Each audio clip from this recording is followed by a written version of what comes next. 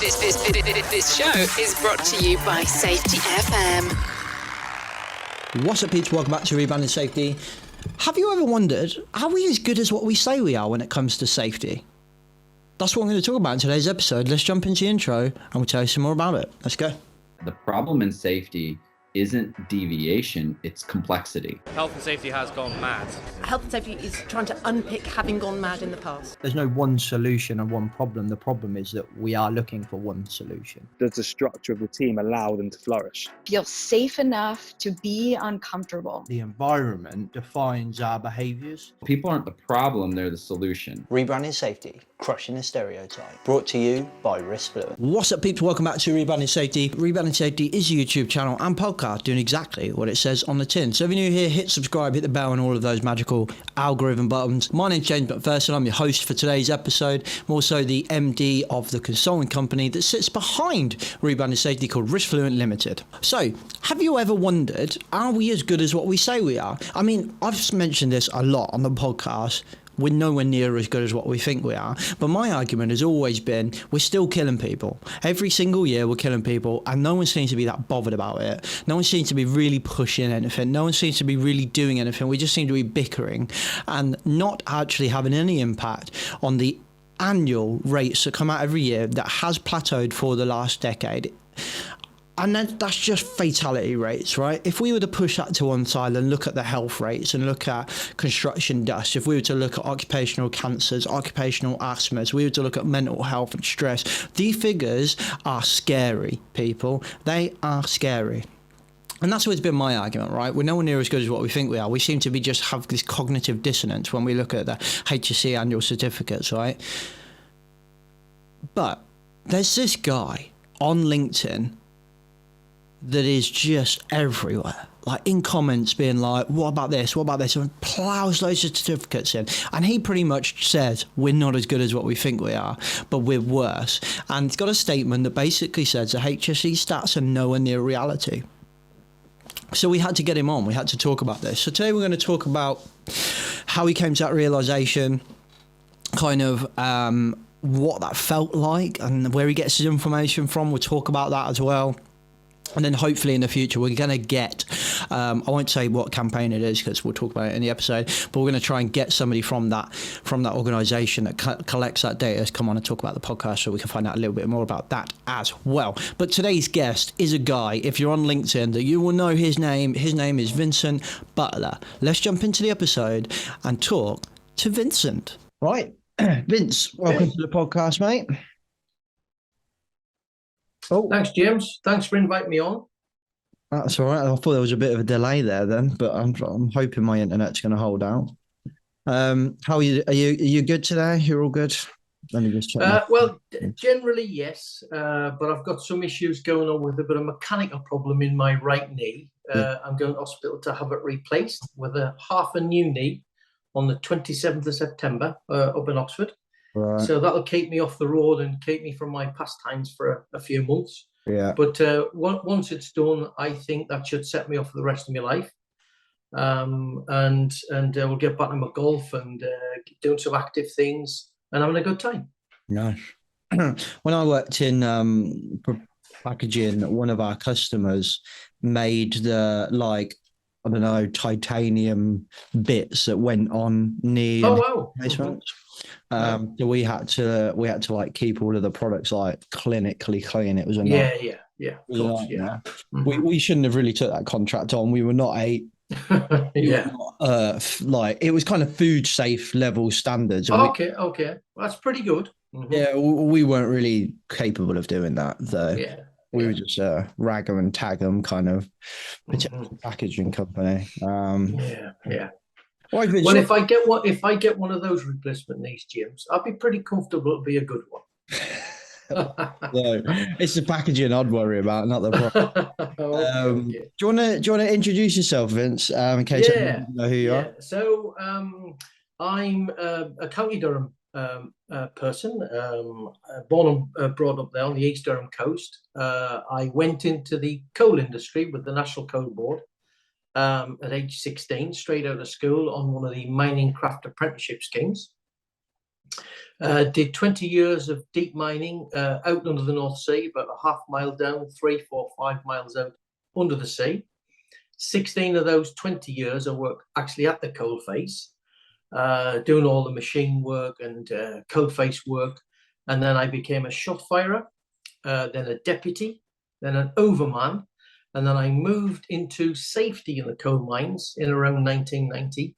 And then I was appointed as a statutory under manager from 1990 till I finished my career in 1994.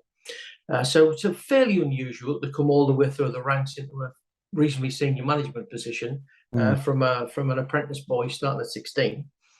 Had a fantastic grounding and basis in engineering, mechanical, electrical, mining, surveying, a bit of law, and also in the development through to being a supervisory and managerial person.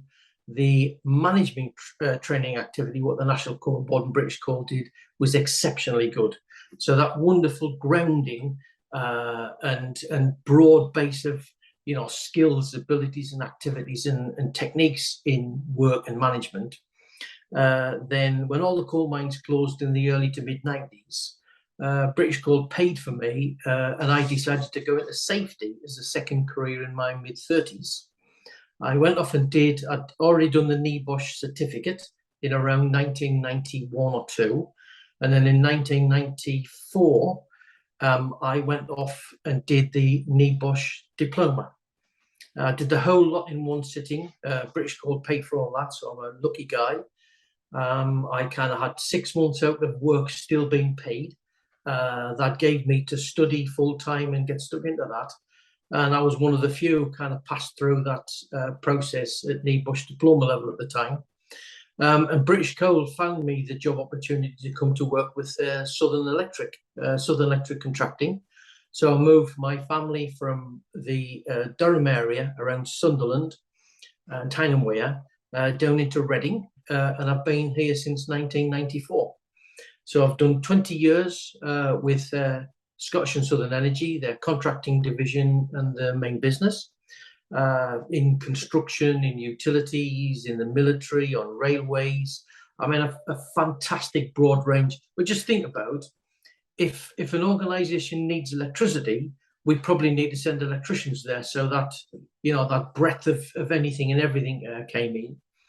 And since 2014, I've been a freelance, self-employed health and safety consultant person, working for a range and a number of clients in construction, in the space and robotics sector.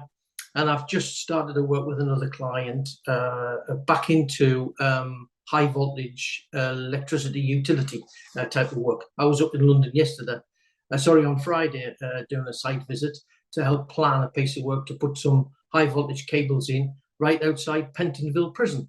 So we're going to dig a very big hole right outside the prison wall, which should be interesting to see what kind of reaction that gets. And then lead through 600-700 metres of public roadway into a new construction site that's being done fairly near King's Cross Station. So a bit of work up in the city. I've done a fair amount of things where I've been kind of, first past the post type of thing. The podium we use for low height access. I'm fairly sure I had the very first prototype of that product made in the early 2000s after the death of a colleague. The two-part gloves that the people use for live electrical work to prevent them from arc burn. I was involved in that. Fall arrest safety harnesses onto contracting linesmen working on wood poles. Many years before the work at height regulations, first past the post with things like that. And then the creation and development of risk and safety management systems for peripatetic and outdoor workers. So think of 2,500 electrical craftsmen and tradies working in 1,000 different workplaces day after day after day, basically pulling the places apart, all the asbestos issues, work at height access, and elevating the skill level in safety. Did some work, did some activity around that. Probably nobody had done before. So, all of the kind of basis of learning things around work and danger and risk and hazard and managing around that has put that great grounding in. So can figure out most things. And also working in the mine, I was involved in running and operating the occupational hygiene team. So, airborne dusts and temperatures and humidities, ground dust, ventilation management systems and things. So that great grounding, I think, has been a wonderful asset to work in a number of industries for a number of clients, doing fairly successful things. I've had a few activities I've done which have been an absolute disaster. Who hasn't? And caused a fair, significant issue for clients and myself. But we've kind of got past that one and moved on. But generally speaking, a happy, contented, successful work life that I've usually been kind of over the moon to go to work. I've generally loved my work for all the nearly 50 years I've been doing it, and still do so. Wow. You don't really know much about safety at all, really, then, do you? Well, I think I know maybe 7%. No, really, James. I have a working knowledge of lots of things. I have an expertise of a couple of them things, but I know who to go to if I get stuck. There's some additional expertise, in the safety and health community that can provide that kind of additional support and the rest of it. So most of the time I've done the things I've done, I can reasonably easily recognise I am at the end of my competency here. This is not what I do, but I know people who have got the competency to come and add support to the team. Occupational hygiene, occupational health, environmental health, ergonomists, anthropometrists, org psychs and things like that. So, I've never been scared to shout up and say, sorry, I can't do that. That's beyond my capability, my competency, my understanding.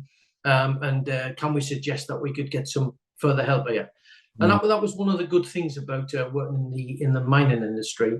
There were a big group of people who had those expertises, you could call them. Yeah.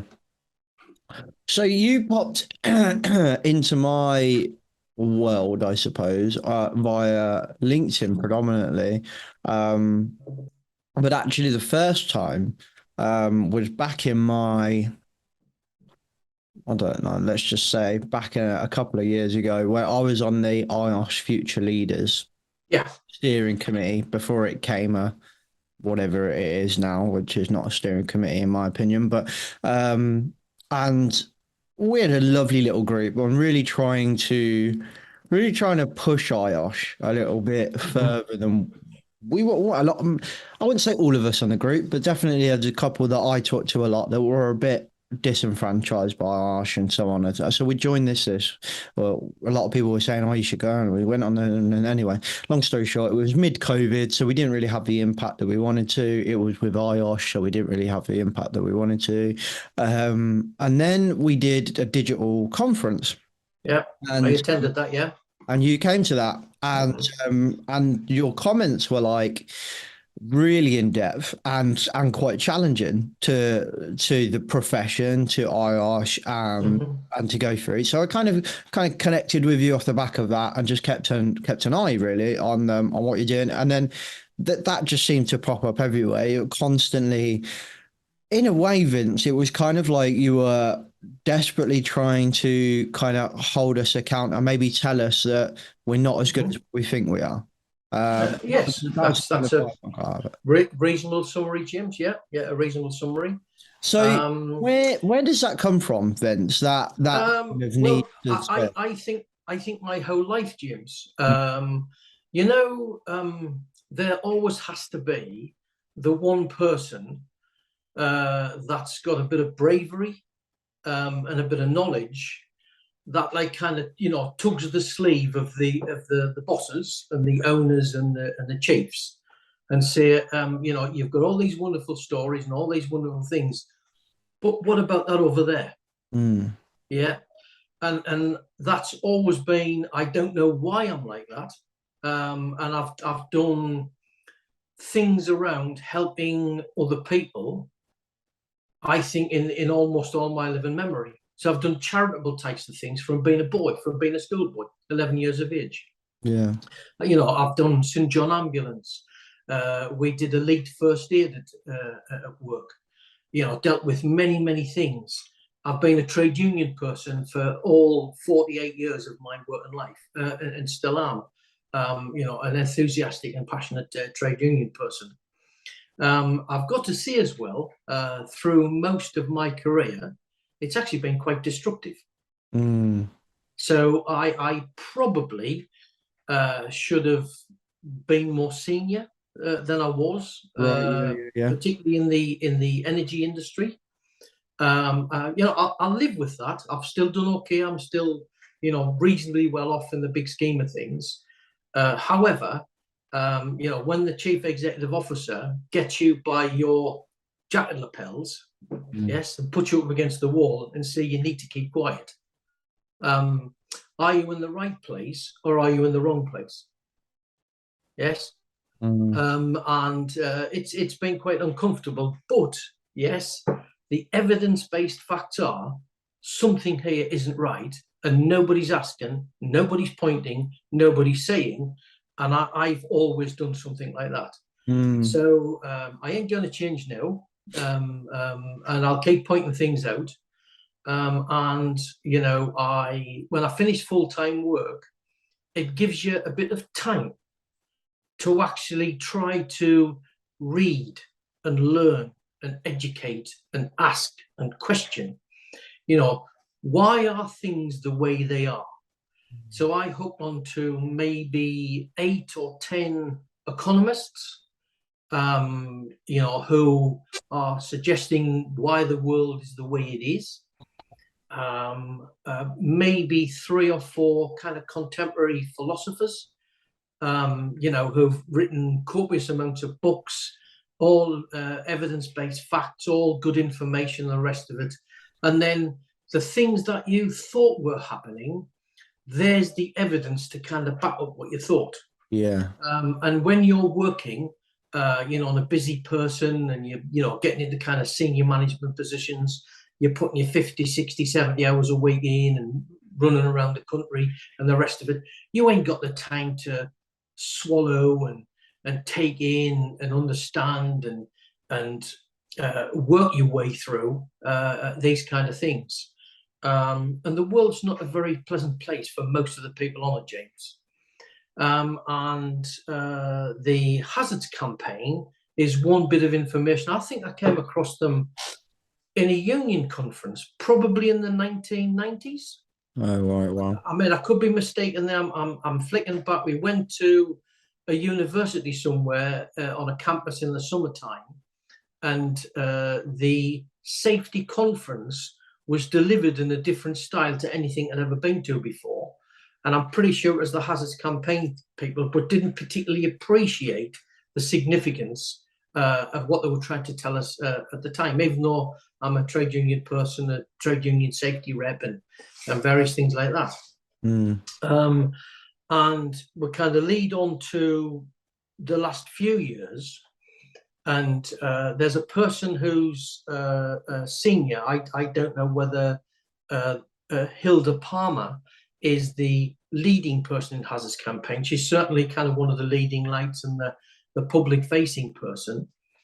And then there has to be some credibility and some sense and some evidence-based fact around some of the things which the hazards campaign are reporting. Hilda was selected in 2020 by SHP as the most influential health and safety person of the year. Now, I would expect that there's been a bit of governance, a bit of competence, a bit of fact-finding gone through by an organisation like SHP Online to look at the bona fides of the information which has been shared. in order to make such an award. One of the prestigious awards in health and safety, almost in the world. So I would kind of hang my hat on, and I think most other people probably should as well, on the information that the Hazards Campaign have shared. And usually just before the Workers' Memorial Day every year on the 28th of April, whatever day that falls on, there's an updated set of facts, figures, a resource pack, some information, the justification of why they've said the numbers they've said, comparison with what our regulators are saying, and the numbers and the facts and the figures are off the scale different. So in the year in question, I think is 2020-21, HSE reported 142 deaths at work, by and for as a result of work activity. So they would have been reported, I'd imagine, under the RIDDOR regulations. And the Hazards Campaign people reported 1,319. Now, that's not some kind of rounding up or down error, is it? I mean, you're talking about like just about 10 times more. People have lost their lives at work, and then Hazards Campaign go on to say, where have we got these numbers from? And some of them are, factual information reported to other bodies other than the HSE, and some of them are estimates based on kind of credible numbers from other organizations, other bodies, charitable organizations like Mind and things like that.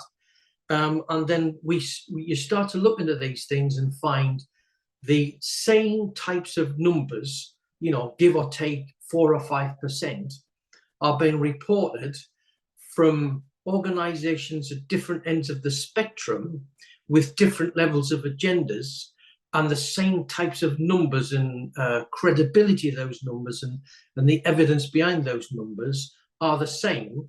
And you'd be talking about something like Hazards Campaign and the union movement on one end and HR Magazine on the other end.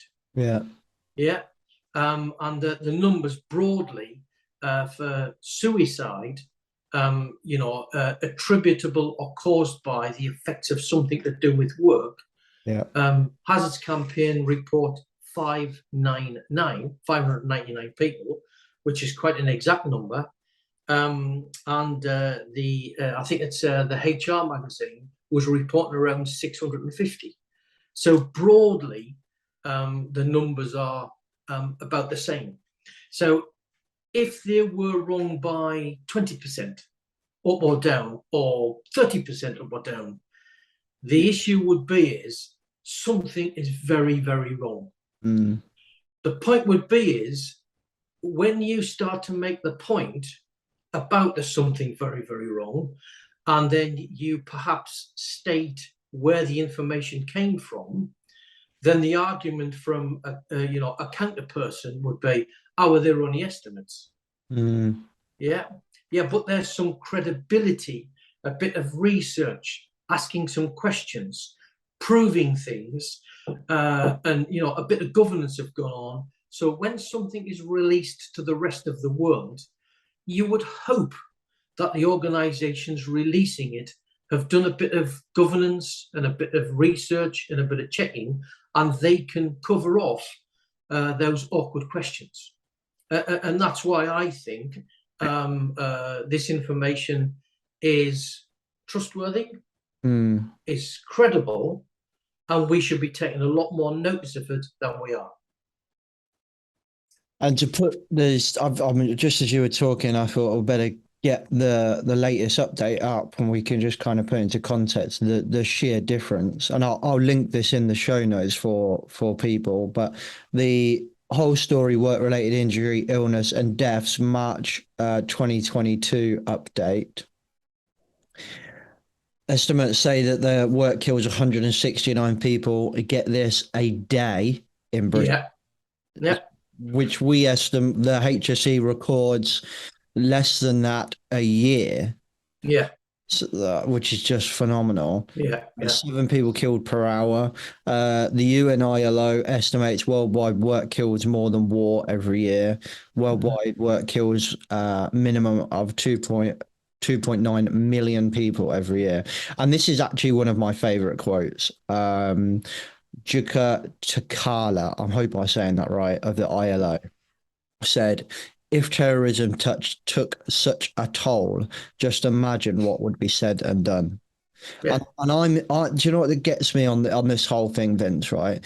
If you, even if you disregarded what the hazard campaign talk about because they're estimates, right? Even if you went, it's nothing. The average from the HSE recorded deaths is still like 130 to 140 a year on average over the last decade, more than a decade, which hasn't changed. If you were to divide that by the amount of working, that's like 1 a week or something like that. Like, it's still a massive amount. Well, probably more than 1 a week. My maths is terrible, but like, it's still a huge amount of deaths a week. So if you had that because of gun violence, terrorism, knife violence, drugs, well, you probably do have it for drugs, so no one talks about it. It would be on the news. But of course, of course. And yet the hazard campaign say it's even worse than that. And I also just wanted to cover a couple of other things. Sorry, just quickly. So there's a slide on here says a whole story much greater than the HSE estimates and records. 9 times as many deaths caused by work, so 9 times, which is at least 1,319. 4 times as many work-related illness deaths, approximately 60,000. The estimate that the number of people made ill by work is approximately 5 times greater than the HSE estimate, at least 6 million. And they estimate between 15,000 and 20,000 recorded deaths of workers from COVID-19 based on 12% of deaths. And then lastly, because you mentioned stress and mental health, they also have a slide on here. They cover it under work-related ill health. Work-related stress, depression, or anxiety, 2,300,000. Yeah. Yes, absolutely. So in context with that little section about quoting what's on the hazards campaign resource that was out for the 2022 Workers' Memorial Day. So some of the things I kind of read and look at and figure out and think when we mention in the media, in books, in the press, in the dreadful scenes that we see with starving kids in various parts of the world, and the killers of human beings through history, right the way back into antiquity, from cave drawings and Babylonia, and the historians and archaeology people who've dug things up, and we figured this out, and then we've got written history, recorded history, all the way through the millennia, the centuries, the decades, and the years. We usually list war, famine, disease, disaster, genocides in the context of the mass killers of human beings on Earth in our history. One word that's never covered in there, and if we did some scholarly research and really looked at this properly, is work. Yes? So when you look at them numbers, at least 2.9 million people are killed on Earth every year by, for, and because of the work they did. And it doesn't appear in that context. I mean, why might that be, James? Why is that not, yes, a 6th mass killer of human beings added to the end of the rest of them? So, the skeptic in me is just because it's a direct competition with the profits of the economy. That's yes. Well, I know it's not the end of the podcast, but I rest my case, my lord. Yes. Thank you very much. But I think very seriously that is the point. Yes, of all of the things I try to do. Yes, and don't get me wrong. And anybody out there that might be listening to this who's screaming at the screen now, what's he on about? There's nothing wrong with profit, but not at any cost. Yes. So this is interesting. This is stumbling across something that we hadn't really planned to talk about, Vincent. But I would be really interested to get your thoughts on it. There is another podcast that I listen to quite a lot called the World of Work podcast. Probably one of my favorite podcasts. And I've recently been invited on it, which is a massive win for me. Okay, good man. Really excited about going on there. And we're going to get one of the hosts on there, a lady called Jane's going to come on here as well. And the reason I wanted to get her on is because a long time ago, she said something that really stuck in my head and probably set me down a bit of a rabbit hole, of which I think watching your comments and you really introduced me into the hazard campaign has aided in that rabbit hole, probably getting deeper. But she said something that really stuck with me, in that she said, not everything should be a business case, because not everything is beneficial essentially to the profit of the organization. That's the point of what a business case is. It's profitable to the business if we do this. And safety has been trying to do that for a long time, right? You know, if you want to sell safety, you've got to show them how it's beneficial to the company. NCRQ qualification is one of the newer ones. We did their diploma, and there's a whole assessment on that, creating a business case. And she said you're supposed to have moral cases. So basically there are some things, and I would stick safety in there: safety, environment, sustainability, corporate social responsibility, like that they're not meant to be profitable for the company. And if we stop trying to make them profitable for a company and start having conversations around a moral case, and stop trying to just go, oh, no one's listening to the moral case. Well, I think safety might be a little bit better off if we stop trying to bullshit everybody to say safety is good for the business. There is no evidence to say that safety is just good business, or anything like that. And I just think, should we not talk about the moral side of it a lot more? I recently presented to a group of small businesses in like a local networking thing. When I'm often, because of we have the company, and then our kind of purpose is rebranding safety. So the podcast is like a campaign for us. And so normally when we do a keynote or something, it's called Why and How to Rebrand Safety, right? And one of the slides we have on there, we have two slides. We have one, there's a couple of Facebook and social media screenshots of how people talk about safety. And they're not nice comments. They're like, fuck health and safety and all of that stuff. So there's safety. Waste of time, waste of money, waste of effort, waste of anything. Just costs us loads of money and stops us getting on. You got it, right? So that's the first slide I put on, one of the first slides. The next slide is the names of all the people that died in a previous year, according to the HSE, on one slide. And the reason I do that is because I want you to see their names. I want you to see they are people. They're not numbers, not 127 people. I want you to see their name. And I normally pick out a couple. I learn the story and I say, well, let's look at these two over here. So last year, for example, you had a father and son. You'll see the son was, if I remember rightly, 19. The father was, I think, in his 50s, if I remember rightly. They went on a construction site owned by the father. They went up a construction lift. The lift failed, and they both died. Father and son died together. So not only did the wife lose her husband, she lost her son as well. That's just one example. And I had a raft of people come over at this meeting saying, I've never had it put to me like that before. One woman came over. Good. They were like, she felt uncomfortable. I'm like, that's the point. That's I'm not here telling you do safety because it's good for your business, because sometimes it will be. And if, over the long run, if you're not getting sued and your premiums come down, then yes, it is. But sometimes it's slower, it's annoying, it might cost you a little bit more. You've got to think about things. And sometimes it might mean you have to say, no, we can't do that job, or no, we're going to be late to do a deadline. So for me to say it's business case, it's good for business, would be a direct lie.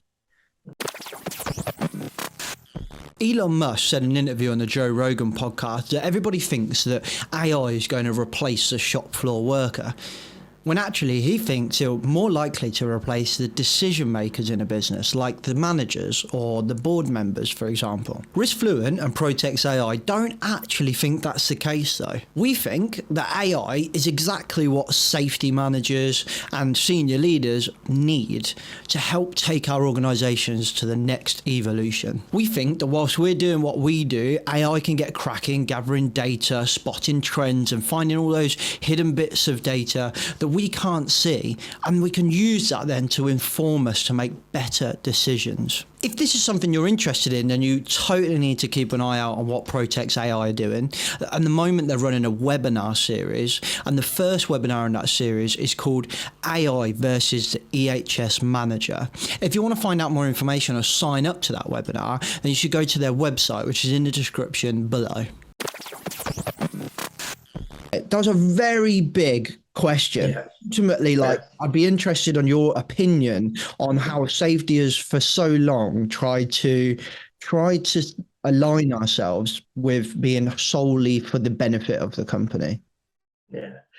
Well, I would have a fair amount of evidence and some facts to back it up, that in a particular part of industry sector, we went at planning and controlling work, and put a massive amount of effort into that. And the reason behind it was performance, output, profitability, etc. The spin-off from putting a lot of effort, time and resources into planning and controlling work properly equaled a fantastic safety story. Right. Yes. So we stopped hurting people and killing people and maiming people and doing lots of damage to customers and clients' assets and things like that. Yeah. So my history of safety work, and one of the reasons why I went about things along with the directors in a particular way, is because of my work background in the mines. Right. You know, figuring things out that were awkward, stupid, uncomfortable, dangerous, difficult, and you know, hurt and maimed people, and taking that kind of skill set over into a different industry, and then trying to share with them, you know, to kind of critically appraise every time we were unable to carry out physical work because we had the wrong keys, we didn't have somewhere to park, we had the wrong access equipment, we stopped off at the wholesaler and picked the wrong items up to take to the client, we got the wrong address. It's just something kind of silly. And all the time you've lost control and your plan hasn't worked, the working person starts taking risks. Mm-hmm. Yes, and fall off the ladder or get electrocuted or damage some of the customer's assets or close the customer's plant down and things like that. So it was around business performance, and we managed to get a safety spin-off from it. Mm. But when you've talked about, James, about listing the names of people on a slide, one of the hidden parts, which I think the Hazards campaign are trying to highlight, and others, is this is UK numbers, not the world numbers, just UK numbers. For every one of them people who died because of a work accident, fell off a ladder, got run over by the fork truck, a lifting tackle collapsed, they were electrocuted, there was somebody locked them in an oven and cooked them, you know, them awful, dreadful, dramatic stories. For every one of them, there's another 100. Yes, 100-to-1 ratio who die because of the work they did, but not at work. No drama, no ambulance, no investigation, no prosecution, no increase in insurance premiums, or if there are, it's a peppercorn amount. The people who die from occupational diseases. Yes, the cancers and the silicosis and the pneumoconiosis and the asbestosis and all these and the work-related cancers and carcinogens. Yeah. And here's a phenomena that's in your bullets around the silicosis tsunami that's coming our way. Now, in 1954, yes, my father, when he started work as a boy in the coal mines, learned about silica dust and silicosis. In 1974, when I started working in the mine, I learned about silica dust and silicosis. If we went to a construction site tomorrow from a mid-level construction company, stopped a couple of guys using a disc cutter and asked them, tell me about silica dust and silicosis, I would think the answer we would struggle to get. Yeah. Some credible, reasonable, I understand where you're coming from. Mm-hmm. So we have a cohort of people who are kind of my age and older, who've had silicosis, have died or are dying from the mining, construction, stonework, quarrying, those kinds of industries. Yeah. So we've more or less in them industries got this under control to a decent extent, and the reports are reducing, and that's been replaced by construction-related silicosis. So the introduction of disc cutters in the early 1990s, because of a technical change in the rules and the laws around reinstating the highway after you've cut it up and put a cable or a pipe or something inside, specified the use of road saws instead of we would use the old pneumatic jackhammers, you know, like a road breaker pick. So the road breaker pick was a dangerous piece of kit because of noise and vibration and shards and things like that. But what it didn't produce was the volumes and levels of respirable crystalline silica, which, you know, all of us have seen. So our colleagues in the British Occupational Hygiene Society, you know, a trustworthy, credible, professional, you know, highly qualified, you know, fairly well regulated, highly regulated part of a contribution to business, have done their report recently to the All-Party Parliamentary Committee on Respiratory Health. 2.2 million people in the UK from the construction industry at significant risk of silicosis. So this is from the early 90s to today, yes. And think about the death rate when it spikes hasn't arrived yet. The kind of 30, 35 years of latent time between breathing the dusts and getting ill and dying from it, that hasn't reached us yet. That's still to come. And that's after the cost regulations. The original form came along in the late 80s, early 90s. So disc cutters and those type of machines came along at around about the same time.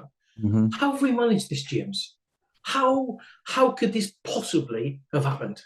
It blows my mind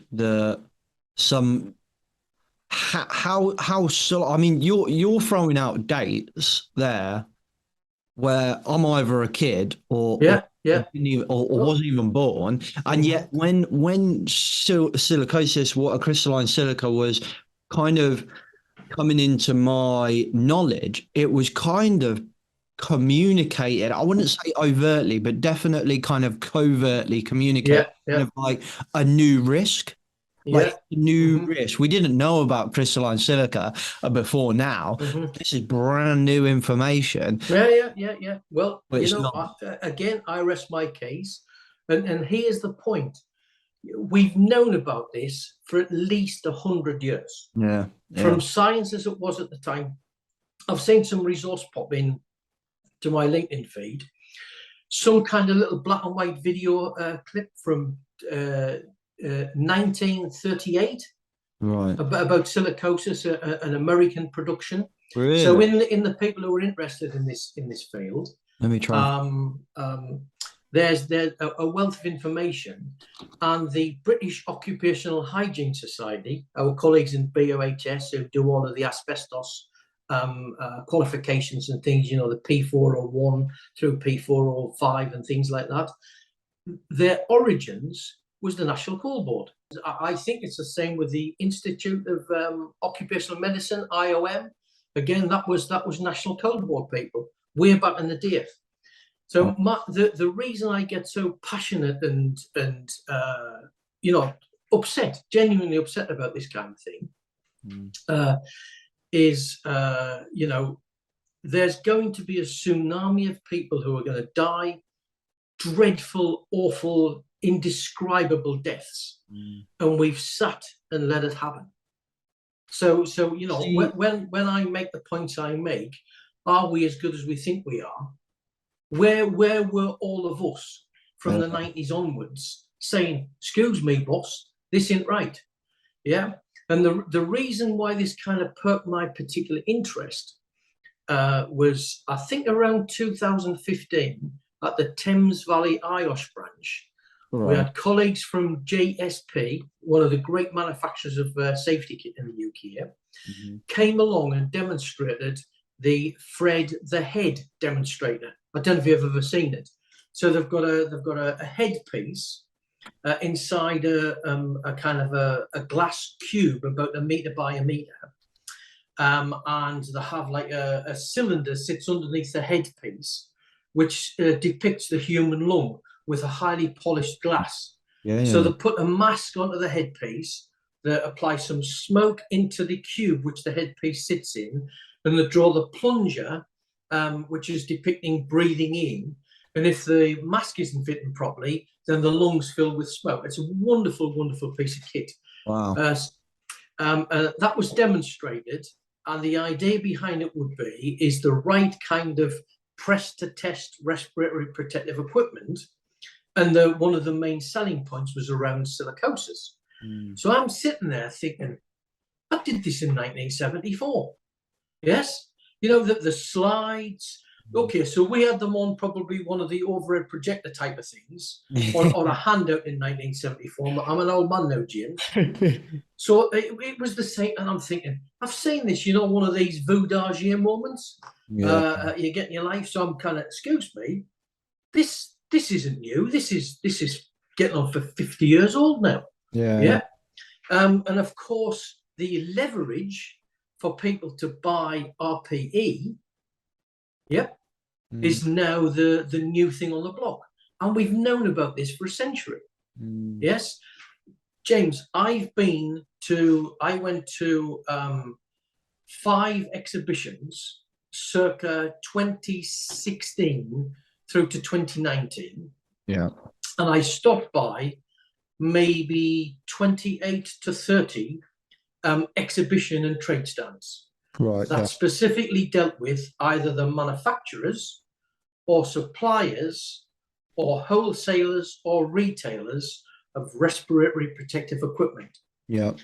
And I would say, without fail, I would have left that trade stand after engaging with the people who work there, yes, with a disagreement, even to the point of, we'll take you and beat you up. There you are. How many times has that happened to people in a safety conference, in a safety exhibition? Yes? Go away. What you're talking about doesn't sell dust masks for us. Yes? So my view of the world, I've been fighting dust for 50 years now. Think about my mining background and my father's mining background. All of my grandparents died from lung diseases from coal mining. So it's been a whole life for me. Yeah. What about the research and development and the creation and invention and application of kit to kill the dust at source? So you don't need to have respiratory protective equipment, but that doesn't sell dust mask SKUs. Marketing is an amazing tool, right? And I run a business. I need to market. I get it. Yeah. But there is such as a kind of slightly related, slightly different topic is welding fumes, right? So I've been doing a lot of work recently with fabricators. Nasty stuff. Yeah, nasty stuff, right? Welding fumes. And I had a conversation the other day, and the guy was like, "Oh, well, they've got RPE," and I was like, "Well, yeah, they've got RPE, but there's 2 problems with that. One, the RPE is in a bag covered in dust, and these guys do nothing but welding every single day. So you try and tell me they're using that RPE, like they're not. Yeah, absolutely. Yeah. Let's just put that to one side and forget that. As far as my interpretation of the HSE's guidance and standards of how to manage the risk of welding fume is LVE, low exhaust. Obviously, try not to have the welding fumes in the first place and reduce it and all that. But whatever's left, we manage with low exhaust ventilation, local exhaust ventilation, right? Yes. And then we have RPE. So if the fumes are so big that the LED is not enough, we would then have RPE as well, right? Or if we're, I don't know, welding in some weird place that we can't have. Yeah, I know what you mean. Yeah. So we like the site type of work in awkward locations. Yeah. Where you've got to also think, if you have to transport all of the LEV kit to a difficult to access place, you might actually increase the risk of the job. Yes, people fall over and drop things and tip off ladders and things like that. So the whole job, and sometimes we miss those kind of things in safety. Yeah. And I've got a lifetime of experience of things like that. You have to use a scaffold. You have to use a scaffold. You have to use a scaffold. Okay, I've got to now carry all the component parts of the scaffold up 7 flights of stairs. Yeah. There's no lift to get them up in. So the risk of somebody falling over on the stairs by carrying all of the items of scaffold up 7 floors, and there's nowhere to store it up on that 7th floor, the whole job would be easy from a step ladder. Yeah. So So in that case, so there's a great example there. So we would just go RPE, right? And the guy turned around to me and said, "Oh, so legislation's changed, has it? We have to, we've got to use LEV now." I was like, "I'm sorry, what?" He said, "The legislation has changed." And for a second, it made me question myself. I was, what? Have I missed something? So I'm like, well, not as far as I'm aware, mate. Yeah. But let me check. So I Googled it. And I was like, no. It's kind of always been like that, yeah. Yeah. And he was like, "Oh, right, wow, yeah." And anyway, then kind of interestingly, because I was saying you need to purchase LEV for these sites. It is within reason. It is fair. I kind of got an opinion with another consultant we were working with anyway.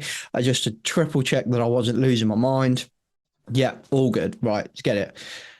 A couple of weeks later, did you get them? Yeah, we got them. I told the boss there was a change in legislation, so we got it. No, there isn't a change in legislation.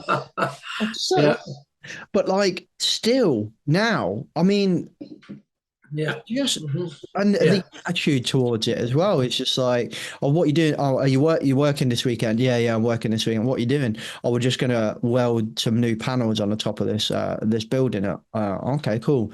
How are you bringing the LEV over? It's gonna be a nightmare to get the LEV in. What have you got? Are you going to use RPE? Well, I haven't. I'll wear a welding mask.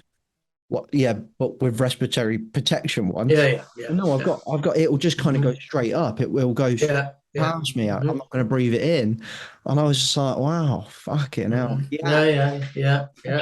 Still really bad. Well, my best mate's a brickie, and he uses a disc cutter all the time. The last I saw, he might have changed now. I doubt it. But the last I saw him cutting some. Loads of shit, loads of bricks and everything, patios a lot. It wasn't there was no hose attached to it where he's kind of wet, no face covering or nothing. Just on that point, James, in support of that point, the guru in the UK around occupational respiratory diseases is a chap by the name of Professor David Fishwick. Right. And if you go to the HSE's website, their lung campaign, Professor Fishwick is the main person who you see presenting in there. So his words, I think it was a 2019 conference about respiratory health. He was making a point that if you expose your workers to silica dust, they will get silicosis. So the point being made is this is one of the occupational diseases. you can't not get. Right. Yeah. So if you breathe in respirable crystalline silica, you can't not get silicosis. Now, the level of that silicosis, how much it affects the working person's life, and their health and them dying and their mortality before their time, will be proportional, generally speaking, to the volume, amount, and the time they're being exposed. So a tiny little bit of exposure, you'll have a tiny problem. A large amount of exposure over a long time, you're probably going to die before your time. Wow. And I think there's going to be tens and tens of thousands of people dying of silicosis over the next years. And during that 2015 presentation by our colleagues at JSP in the Thames Valley IOSH branch, there was a bullet point on the presentation.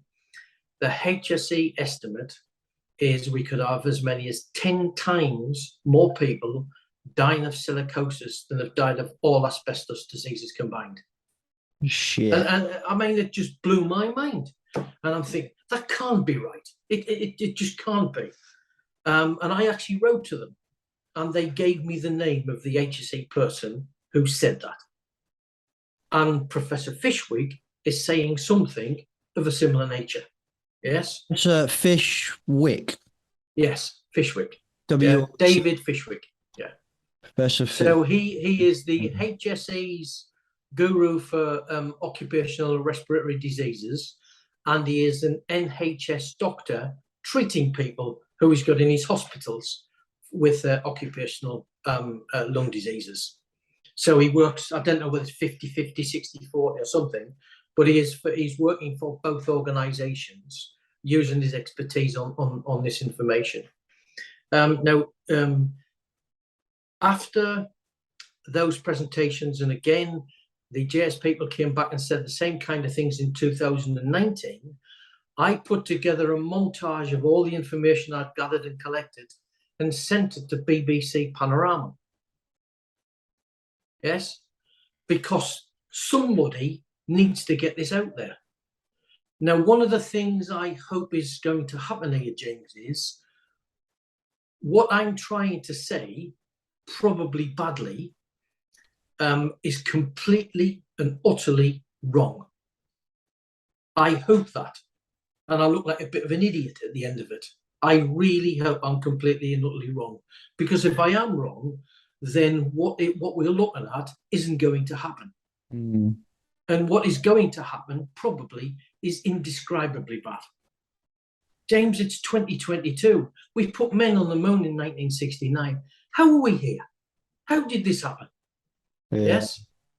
And can we see now why I say the things I say? Yeah. When this kind of evidence-based information, some of it is estimated, and in the hazards campaign, they say, but the estimates are credible and reasonable and evidence-based, etc., etc.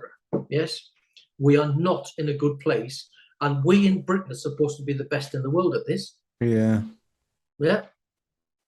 Yes. I'm just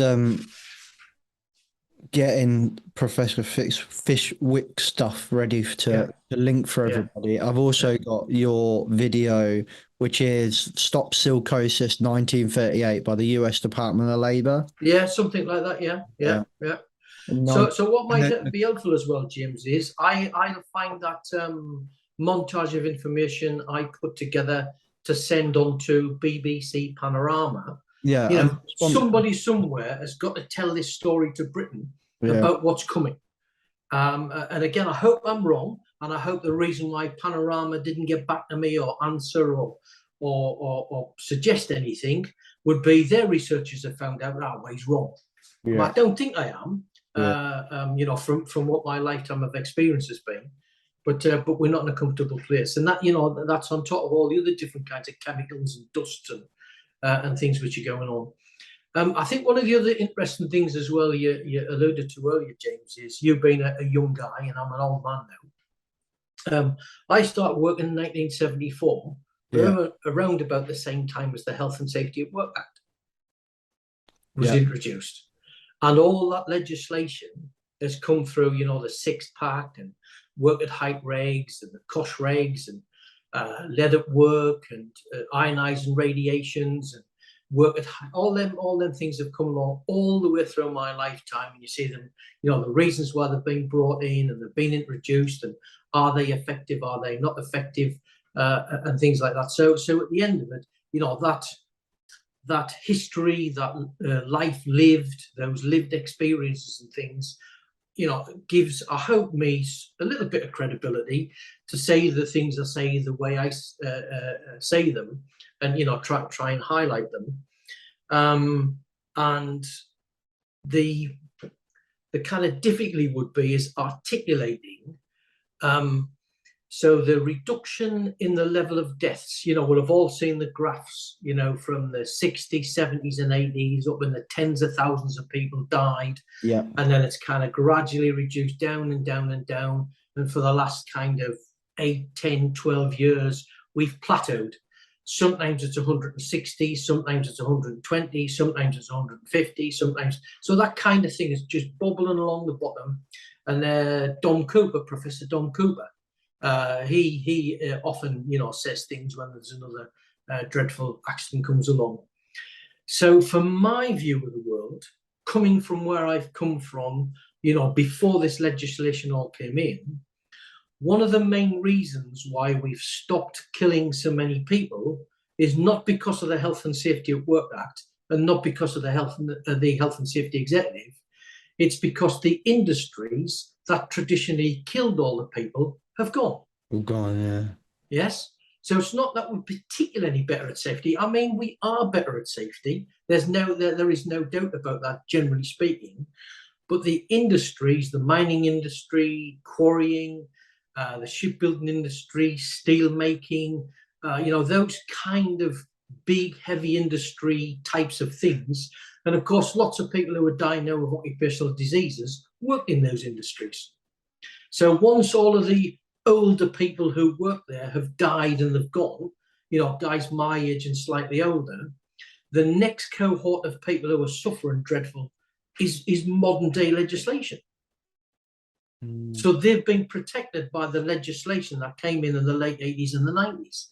That's the next cohort of people are going to die, and it doesn't look as if it's worked. Yeah. There is also the flip side of it. It's just like the sheer, which I've moaned about so much on the podcast, just this acceptance of 140 people on average dying every year. Yeah. I know nobody is doing this, but it kind of feels like we're all patting ourselves on the back that, oh, it's only 140 again this year. Well done. Oh, it's 127 this year. Well done. Or is it 130 this year? Well done. I'm just like, really? Huh? It just doesn't make sense to me that we still. And I remember, I think one of my most unpopular posts I ever did, because obviously we put out so much content for the last 4 years, and some of it's popular, some of it's not popular. But one of the most unpopular pieces we put out was where I said something around the lines of, as a safety profession, if we all say that we exist to make sure people go home from work the same as they came in, just that's a very common phrase that people say. Yeah, of course, yeah. Every time those HSE stats come out every year, if they've not improved, we need to hold ourselves to account to say that we failed. Yeah. And the response I got was, no, it's not our fault. It's not our fault. It's the MDs, it's the CEOs, blah, blah, blah. But if our job is to influence those people to make said apparently right decisions, I say it the right in quotations, then we failed at that. Oh, no, it's just because this is out of our control. Yeah, but we can't sit here and say, I'm proud of what I do at work because I make sure people go home safe. But then when people don't go home safe, not hold ourselves accountable. Yeah.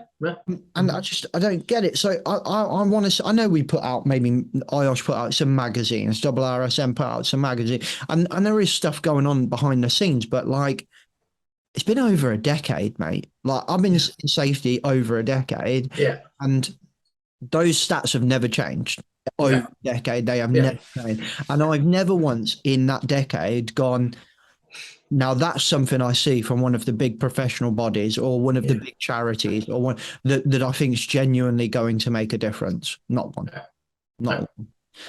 And someone might say, "Oh, that's a bit harsh. We did this campaign once or whatever." But like, if I'm still going and talking to small businesses now, and they think that LEV is now a legislation change, or they've never heard of silicosis, or they still think asbestos is dealt with. It's not a problem Yeah. anymore. You know, whatever it is. If I still see videos on TikTok of a guy standing on top of those old-fashioned work platforms that have no edge protection, you know, like Yeah. what I can't remember what they call them, but like the little, not the step ups, they're quite high, like maybe Yeah. a couple of meters up, a couple of planks of wood on it, off you go. Like, Trestle. yeah, like that. Yeah. I just think, you know, it's just, I don't know, mate. I go, But did you see that montage of photographs came into the LinkedIn feed a little while ago? I think earlier this year, with a working person on a UK construction site doing a fairly heavy-duty looking piece of work, you know, with diggers and cranes and various items in flip-flops. no, I didn't see that. No. Yeah, and it was, you know, it was like you were looking at something you might see in the developing world. And I said, no, this is Britain. This is today in Britain. Yeah. And I mean, it's mind-blowing what's going on. Do you not think as well, like, our focus is typically on something like that? Like, everyone would go nuts for that, won't they? They'd be Yeah, like, oh, it should be yeah. wearing steel toe caps. But like, Mhm. there's so many really big problems out there Yeah, that yeah, are yeah. still Mhm. maiming and killing people. Yeah. But we just don't talk about Yeah. anywhere near enough. So, Conversations I see are always, you know, oh, look, this person's leaning on a ladder. And I get that's a big risk, but yeah. is a couple of meters off the ground or on the trestle, it's on a couple of meters off the ground, but not this geezer right on the top of the roof with no edge protection. He's wearing a high vis and a hard hat though. Yeah. So Yes. that's Yeah. So yeah, and it's kind of false equivalence, maybe. yeah. Yeah. So you know, the guy is working outright dangerously. The protective equipment he's got is not for the things the person's doing dangerously. Yeah. But he's, you know, the guy's got his hat and his glasses and his high vis on. Well, he's going to get squashed by a 10-ton load dropping. Yeah. So we've spent about 30 years getting working people into protective equipment. Yeah. And it's generally the first thing we reach for. Yeah. You know, rather than the LEV or something like that. So he would be my challenge for the next generations of safety people coming in to do what they're going to do. So the challenge would be is, how do we make work safe enough to get rid of all that protective equipment? So the work is kind of intrinsically safe. So that might take another 30 years. But James, who's working on that? Yeah. Where's IOSH? Where's IIRSM and HSW and SHP? How could they say that, Vince, when their magazines and everything are sponsored by all of those PPE companies? That's one of their main revenue streams. Yeah. There's 3 opportunities you're giving me now, James, to say I rest my case, my lord. So one of the little bullet points in the notes that we shared to start, was around the agenda for safety, particularly in the kind of G7 economies, the OECD type economies, where safety 1, safety 2, HOP, BBS, reliance-based safety, and all of these kind of phrases, Connefin, or however it's pronounced. If I've made a mistake, Dave Snowden, with that, my apologies. It's Connefin. So Connefin. Okay, my apologies. Like a V that as well. That agenda.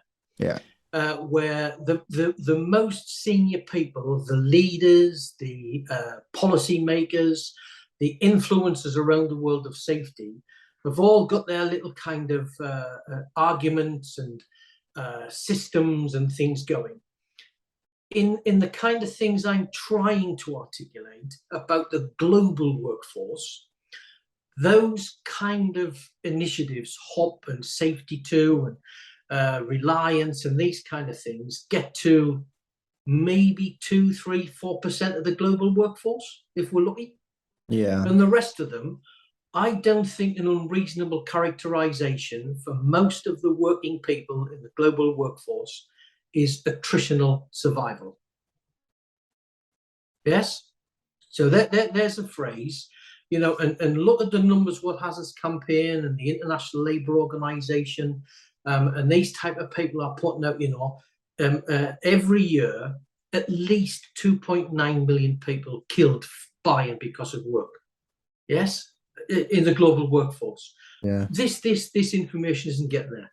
So in its simplest form, I think 6 basics kind of need to overtake the conversation.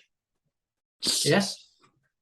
Safe and healthy workers, safe and healthy work, safe and healthy workplace, safe and healthy work assets, safe and healthy work output, and safe and healthy work relationships. Yes? So all of the things all added together to come to a point. So that has to be the aspiration of safety people, of employers, of unions, of interested bodies, of the hazards campaign people, etc. For them 6 basic items, that's how working people should be able to go to work across the globe. And I don't think we've got that anywhere on the globe. What about? And the evidence-based facts would suggest I'm right. Yeah, no, I think you are right. I don't think we're anywhere near it. What about those industries though that are? Can you have a health and safe and healthy work, for example, in a job that is inherently quite dangerous? So I don't know. Let's think. I don't know. The RNLI, you know, they're Okay. go out in the middle. I'm just picking up fire service. You know. So there will be a level of risk that's acceptable for the greater good of everything else. Yeah. Yeah. And the way I would try and explain to people who maybe haven't done a great deal of health and safety training, we've got this in the UK and many other parts of the world, so far as is reasonably practicable. Yes. This kind of amorphous set of words. And then you'll see people like puzzling and figuring and thinking, well, what does that mean? Yeah. Yes. And it can mean one thing in one industry or one workplace and something different, the same set of words. Yeah. So I've tried to use my company name, RSVP. Okay. So the risk controls, are they relevant? Are they specific? Do they bring value? And are they proportional to the hazards, risks, and dangers that you are putting your people to? And generally, there's a bit of a hallelujah, ta-da, light bulb moment. I get that. Yes. Yeah. The other thing as well, if we look at the definition around most of the world of health and safety of accident, we are talking about in context of working people doing work activity in a workplace, using work assets, producing work output, and getting along together at work. Let's collectively call that work. Yep. Okay, all that together, right? Yep. So the common definition of a work accident in that context would be an unplanned, uncontrolled event that causes harm or has the potential to. Yeah. Most safety people around the world would understand that little phrase, that little sentence. And if there's one or two words slightly different, so in its basic form, you fall downstairs at work or you fall downstairs at home. You probably didn't plan to, and when you are bouncing arse over tit down the stairs, you're not in control. Yeah. So just think about that concept. So we got the phrases risk assessment, method statements and things like that. So I changed the vocabulary in my organization as part of this kind of evolution into trying to get better at everything we did in planning and controlling work. So there's the word association. between an accident, the unplanned and controlled event, and in order to reduce the chances, the opportunity, the probability of an unplanned, uncontrolled event, what's the plan and how you keep in control, right? And then apply RSVP in order to put something in place to either eliminate, reduce, isolate, or control those hazards, risks, and dangers. Yeah. And that was the way I came about trying to do this, and it was mind blowing. You know, just stuff I figured out for myself through all the years of doing this. There has to be a slightly easier way. So I had the great honour of taking all the 16-year-old apprentices straight out of school, and we took them on a full week's residential health and safety induction course, a full week to start their apprenticeships in SSE and Southern Electric Contracting. And I did that for many, many years. We went from 20 apprentices to 200 apprentices. I probably had about 1,000 apprentices I've had, you know, for a full week to try to educate and coach them to get them started and some foundation in them for their health and safety at work. And there was one of the ways we actually got that kind of eureka, that light bulb. And I would say I probably stood in front of 5,000-6,000 people in my work life and said these things. It doesn't take very long. We'll do some little exercises around it. And the number of people that will come back and say, why did nobody ever explain safety like that before? You know, never heard them words, never saw it in that context, the rest of it. And when something goes wrong, when you do fall down the stairs, or you tip a tray of cups of coffee down your workmate's back, or a rocket ship decides to blow up, you know, in the middle of the atmosphere, you know, all these things happen in the world. 2 questions we start with would be, what was the plan and how did you intend to keep control? Yeah. You know, because you've had an accident, something's happened there that you didn't expect to, yeah, the unplanned and controlled event, and it's kind of worked. Yeah, through that time. So my view of the world might be a bit left field, a bit slightly different than the rest of it, but the challenges have got to be, how do we make the legislation we've got actually work? You know, what's stopping it from working? Yeah. Is it safety people trying to get their brownie points and their bonuses with their employers by making things look better than they actually are? Yes. You know, think about the ESG agenda, environmental, social and governance. ESG. Yeah. Has that new phenomena around the world become, you know, the front for telling the corporate story that we want out to the world? But behind the scenes there, all this destruction and death and pestilence and diseases going on. Well, I mean, there is, I don't know if I want to say this actually. There's so much going on in the world that it's just massive, and that all need to be it all needs to be done, right? You know, we're talking about sending women up to the moon, and that should definitely happen, right? We should put a woman on the moon. We really should do that, right? We should have women in NASA and be, you know, just to have one woman in the room when we sent a man to the moon was just shocking. I've got a daughter, and I just think, God, I want a better world for of course, women, right? We're talking about, I don't know. I'm trying to think of other examples of we're trying to solve problems that sometimes I think we seem to have gone in our head like, yep, like sustainability is another example, right? We're trying to solve all of these problems with like the cost of living crisis is huge right now. There's a massive energy bills have tripled over a matter of a couple of months. They're probably going to triple again. It's such a huge problem. I just think we're not really talking about like the root cause of a lot of these problems. I think safety is very much the same. So we would take ESG as your example, right? We're still not talking about the root cause of these problems.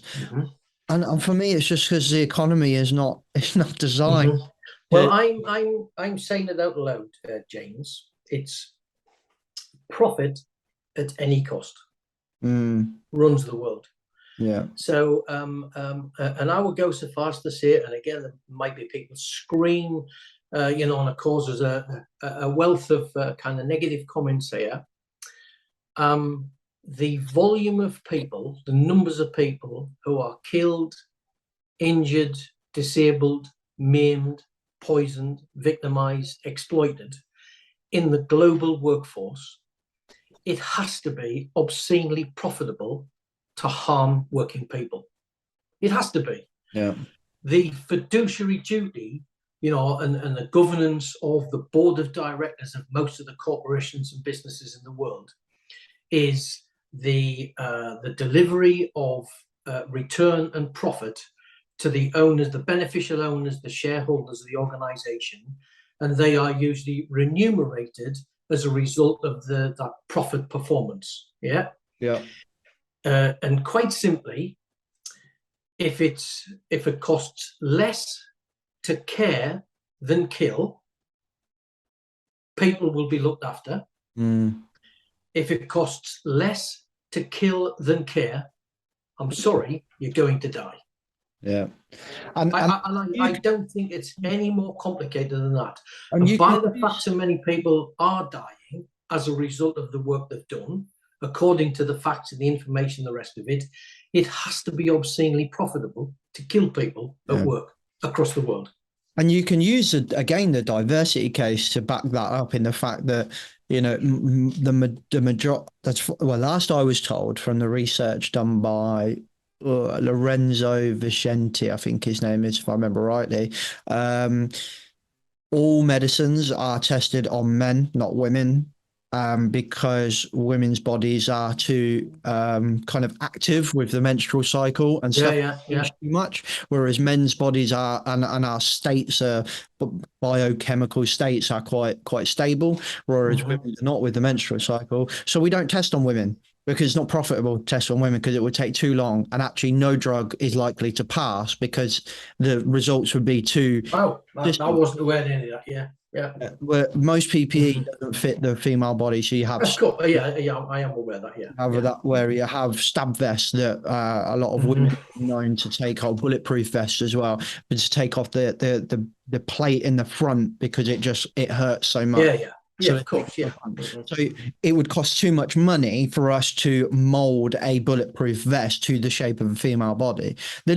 The list literally goes on. Yeah. Wow. It's painfully scary to listen to. Yeah. So I'm again, just to kind of make my point very clear, is when I say, like, when I use putting a woman on the moon as an example, what I'm saying is we should 100% put a woman on the moon. However, we're not even giving women drugs that have been tested on women. We're not even giving women PPE that is designed for women. And I'm just like, I mean, there's things we could be focusing on here. It's only just over half of the population of Earth. Yeah, exactly.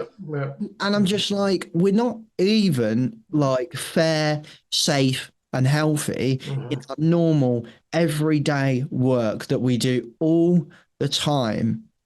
And the conversations I hear the majority of media having, I'm just like, mate, we're still killing a shitload of people a year. We're still forcing women to wear stuff that just doesn't work. Like the list just goes on, and it's scary. When you Vince, when you came across the hazard campaign and those figures, did you have like a glass smash moment? I know you touched on it when you said about the silicosis example. Was that the first time where you thought, shit, we're not really as good as what we think we are, or was it gradual? Was there like a glass? In all my work life, the education I've done and getting into safety, there'd always been a kind of a concern and a worry and a thought, and something I've articulated as we alluded to at the start of the podcast. That person with a bit of bravery to say, excuse me, we need to look over there. So that's always been in me. Been natural. The the curiosity and dig into something and try to find out and think, oh my word, I didn't quite expect to see that. That's not what the headlines say. That's not what the common knowledge of this information is.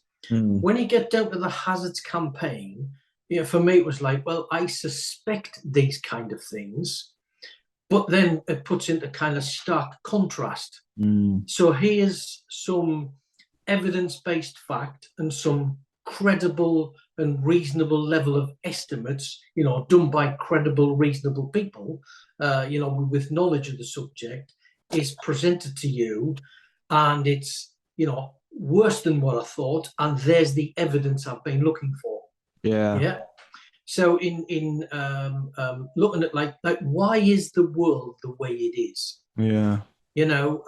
With these kind of international trade agreements, where if a sovereign country's government asks a big corporation to stop spewing toxics into their rivers because they've run out of clean water that's fit for human beings, and the big kind of global corporation says, well, we now need to build a treatment plant that's going to cost us $150 million. So you signed a trade agreement with us. So now the taxpayers of your country have to pay for our the shit. And people look and think, no, that doesn't happen.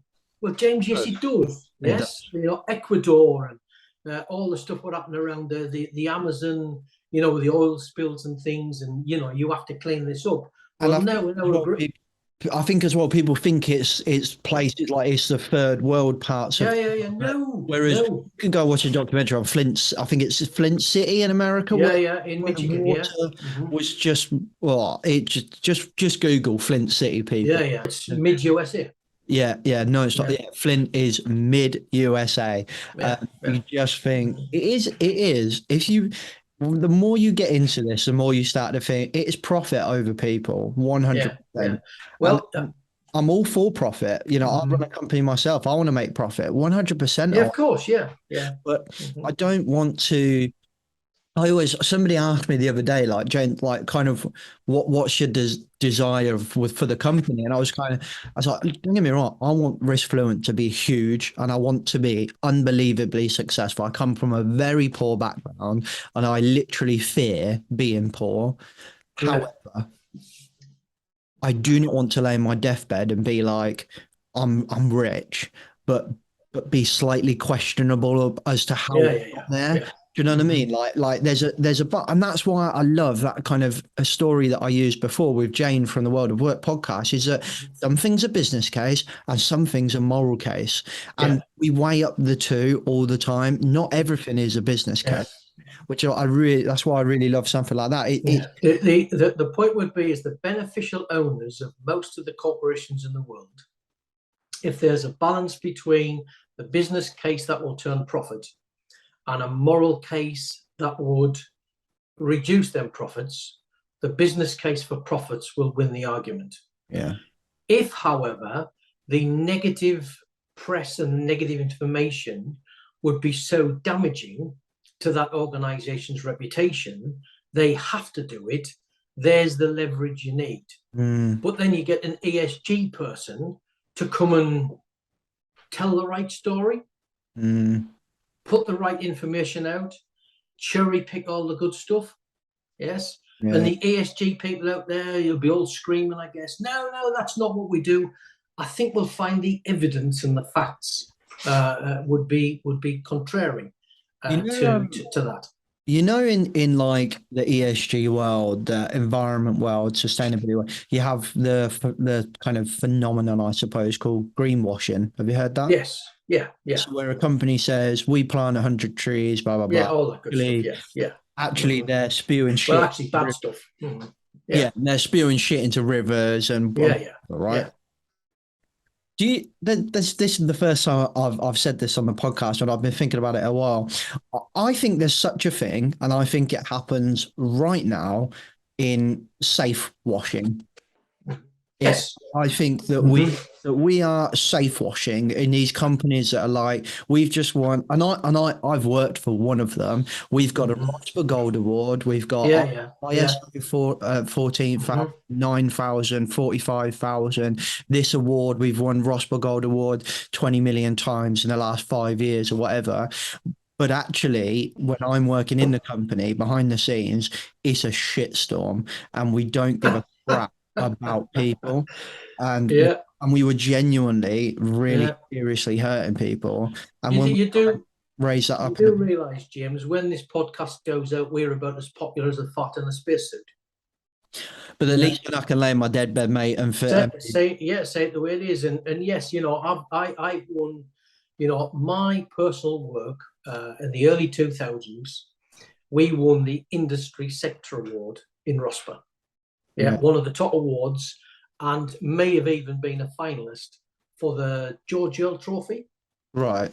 the very top one. Yeah, so all the industries go together, and I think the year it was maybe Callows or something like that one. We were just a little organisation at the time. Yeah. Yes, I don't think we'd even put the nail in the wall in order to hang the certificate on, and we had the first guy dead.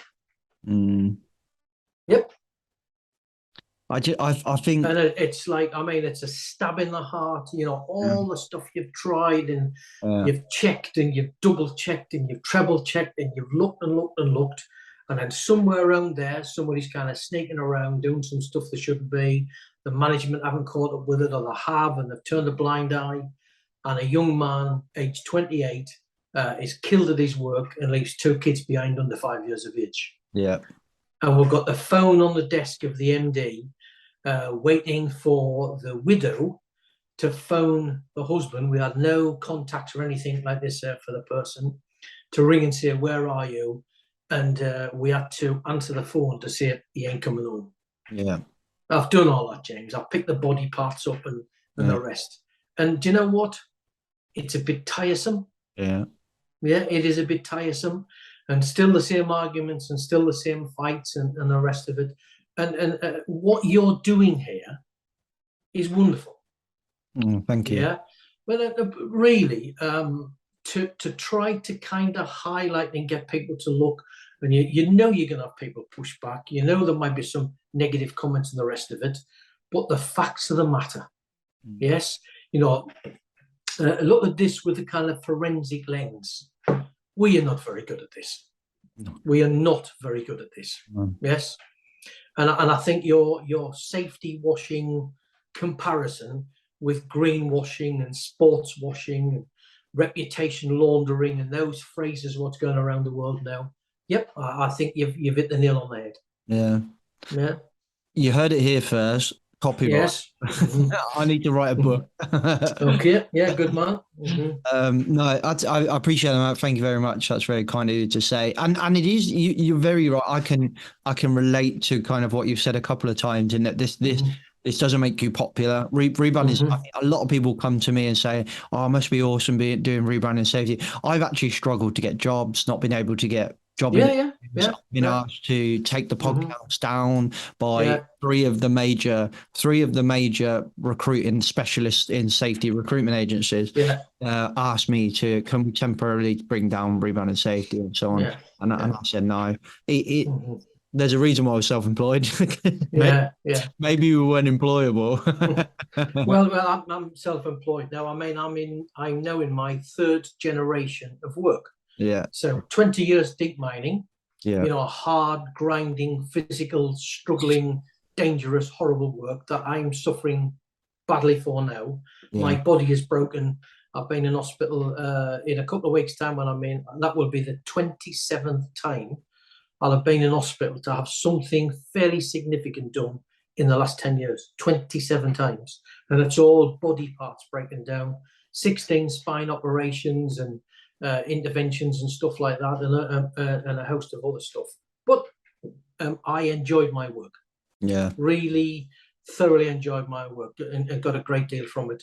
Then another 20 years in SSE, doing contracting and the main business there. Again, a wonderful breadth of experiences and activities and initiatives, and I mean, absolutely fantastic. And then from 2014 onwards, self-employed. So I'm now working with a group of people generally around their kind of mid-20s, up to about 40. I mean, kind of 2 generations after me, and trying to make a positive contribution to keep that group of people safe. Yeah. And they are putting stuff in space that's never been done in the history of mankind. Yeah. Putting technology on the International Space Station, sending stuff up to Mars. And I mean, it's mind-blowing. Yeah. So I've come from a half-mile underground up to outer space. Yeah. It's out of this world, James. Absolutely out of this world. And I bet there's not many safety people can say that, and I've done most bits in between as well. Yeah. What a mate. I've done all right. But till I'm on that deathbed, I will keep saying what I say and doing what I do, and trying to get the world a better place for working people. Yeah, like that, mate. Well, on that note, I'm gonna have to wrap this up because I've got another interview, mate. So thank you very much for coming on. It's a pleasure, James, and thanks for asking me. And I hope you get a lot from this, and the listeners and viewers do. And you heard it first. Safety washing from James MacPherson. Goodbye. We will I'll put the silicosis video, which I'm going to watch after this. I'm going to put that in the description. I'll put the hazard campaign in the description as well. I'll put your LinkedIn in the description. People want to connect with you. And anything else you want to give a shout out to? It was just I will send to you that montage of information I put together that I sent into the Panorama BBC to try to get the silicosis issue highlighted. And there might be some resources in there you could share.